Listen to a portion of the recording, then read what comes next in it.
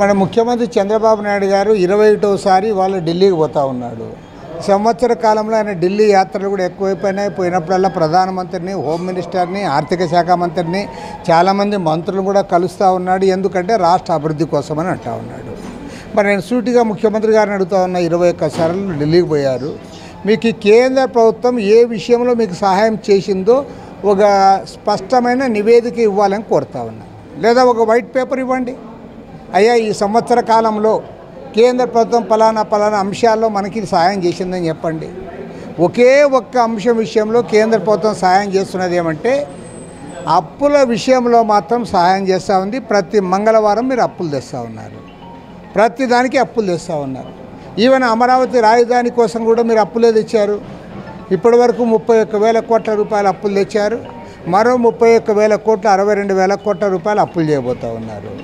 పోలవరం ఎత్తు తగ్గించారు, దానిపైన మీరు మాట్లాడరు.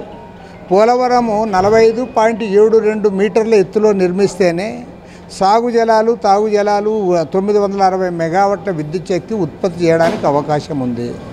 మీరు దాన్ని కూడా ఇవాళ వాళ్ళు ఎత్తు తగ్గిస్తే దానిపైన చంద్రబాబు మాట్లాడు. విశాఖ ఉక్కు ఫ్యాక్టరీ ప్రైవేటైజేషన్ ఇప్పటికీ ఆగిపోలే. వేలాది మంది కార్మికులందరూ కూడా తొలగిస్తూ ఉన్నారు. కొంతమంది ఎలాగో మూతపడుతుందని చెప్పి వీఆర్ఎస్ తీసుకొని పోతూ ఉన్నారు. కాబట్టి చంద్రబాబు నాయుడు గారు 21 సార్లు ఢిల్లీ పర్యటనలో ఏమి సాధించారో ప్రజలకు సమాధానం చెప్పాలి. శ్వేతపత్రం విడుదల చేయాలి. అక్కడ నరేంద్ర మోడీ గారేమో చంద్రబాబును పొగుడుతున్నారు, చంద్రబాబు గారేమో మోడీ గారిని పొగుడుతున్నారు.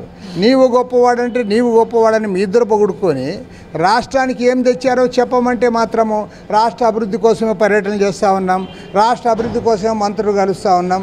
నువ్వు పర్యటన చేసింది వాస్తవమే, మంత్రులు కలిసింది వాస్తవమే, వాళ్ళకి అర్జీలు ఇచ్చిన మాట కూడా వాస్తవమే. దాన్ని ఏమీ మేము తప్పు పట్టడంలే. మీరు సంవత్సర కాలం అయ్యింది కాబట్టి కేంద్ర ప్రభుత్వం నుంచి అదనంగా ఈ రాష్ట్రానికి ఏమి సాధించారో స్పష్టమైన వివరాలతో కూడిన శ్వేతపత్రం విడుదల చేయాలని చెప్పి సిపిఐ తరఫున డిమాండ్ చేస్తుంది.